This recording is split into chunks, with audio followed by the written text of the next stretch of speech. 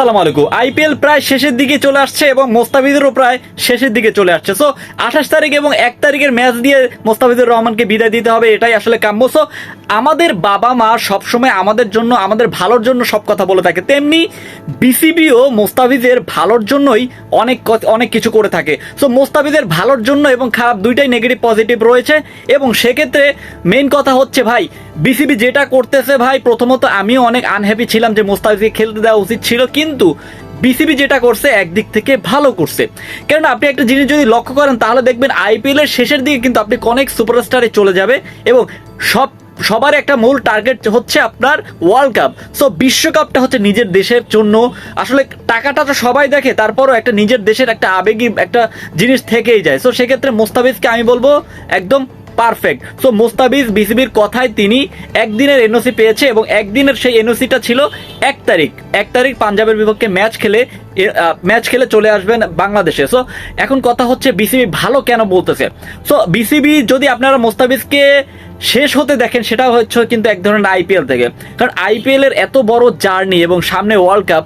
So এইটা নিয়ে মোস্তাফিজের ভালোর জন্য বিসিবি তাকে আর এনওসি এবং সামনে কোনো ম্যাচ খেলতে দিতে চায় না এবং বাংলাদেশে ব্যাক করাতে চায়। সো বাংলাদেশেও তো এমন আছে ম্যাচ খেললেও ভাই কিন্তু একটু অন্যভাবে থাকবে। সে মোস্তাফিজ হয়তো প্রথম 2-1 মাস জিম্বাবুয়ের সাথে নাও খেলতে পারে, একটা রেস্টের ব্যাপার আছে। সো এখন কথা হচ্ছে ভারতের তো প্রত্যেকটা প্লেয়ারই আইপিএল খেলে। সো ভারত কিভাবে পারফরমেন্স করবে ভাই, সেটাও অনেক দুঃখ স্মৃতি রয়েছে।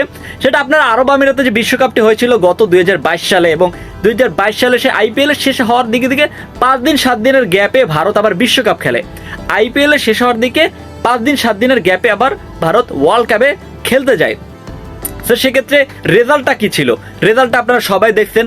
ভারত সেমিফাইনালে কষ্ট করে গেলেও তারা আর উঠতে পারে না। সো ভারত কিন্তু এমনি অন্যান্য বিদেশের মাটিতে ভারত তেমন একটা ভালো পারফরমেন্স করতে পারে না বললেই চলে। ধোনিরও দিনে যা ছিল তারপরে আর তারা ভালো পারফরমেন্স করতে পারে নাই।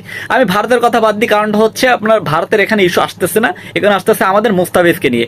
আমাদের তো ভাই আর 10টা-12টা মুস্তাফিজ না, আমাদের একটা মাত্র মুস্তাফিজ। সো সেই মুস্তাফিজের এক্সপিরিয়েন্সটাকে শেয়ার করার জন্য আমাদের মুস্তাফিজকে বড্ড বেশি প্রয়োজন। আপনারা দেখবেন শেষের দিকে কিন্তু এখন বর্তমানে ম্যাক্সওয়েল চলে গেছে, কয়েকদিন পর শুনবেন ডেভিড ওয়ার্নারও চলে যাবে, আরও শুনবেন আরও বড় বড় তারকা হয়তো বা আর কয়েকদিন পর থাকবে না, কারণ বিশ্বকাপ তেমন একটা দেরি নেই, রেস্টের একটা ব্যাপার আছে। এই সময় যদি কেউ ইনজুরি পড়ে যায় তাহলে সেটি হবে বড় ধরনের ধাক্কা, কারণ আইপিএলে যারা খেলে প্রত্যেকটা বিশ্বের নামি দামি ক্রিকেটাররাই খেলে। সো এখানে আসলে সুযোগ আসলে দেওয়ার শেষ নাই। সো মুস্তাফিজ আমাদের একটাই মুস্তাফিজ, তাদেরকে পরিচর্যা রাখতে হবে এবং ইনজুরিতে যাতে না পড়ে সেদিক বিসিবি খেয়াল রাখতেছে। এবং চেন্নাই সুপার কিংসের পক্ষ থেকে মাইকেল হাসি বলেন এবং আদার্স যে প্লেয়ারগুলো, আদার্স যে কোচগুলো আছে, সবাই আফসোস করতেছে ভাই মোস্তাফিজকে থাকার দরকার ছিল। বাট একটা জিনিসকে আমরা বাংলাদেশি অনেক আবেগে অনেক কথা বলে থাকি, কিন্তু বিসিবির উপর আস্থা রাখতে হবে। আমিও এক সময় বিসিবির উপর আস্থা রাখি নাই, বাট ভবিষ্যতে যেন মোস্তাফিজ কেন বেশি খেলতে পারে, বেশি বেশি বাংলাদেশকে সার্ভিস দিতে পারে, সেটাই কিন্তু আমাদের বড় প্রত্যাশা থাকবে। সো আপনি কি মনে করেন? আপনি আমার কথায় দ্বিমত হতেই পারেন, এটা স্বাভাবিক। এখন আপনি কি মনে করেন, আইপিএল খেলতে দেওয়া উচিত নাকি বাংলাদেশে ফিরে আসা উচিত? সো আপনার মন্তব্যটি অনেক বড় গুরুত্বপূর্ণ হতে যাচ্ছে, প্লিজ কমেন্টে জানাই দেন। আর হ্যাঁ, ভিডিওটি যদি ভালো লাগে থাকে তাহলে প্লিজ চ্যানেলটা সাবস্ক্রাইব করে পাশে থাকুন। ধন্যবাদ।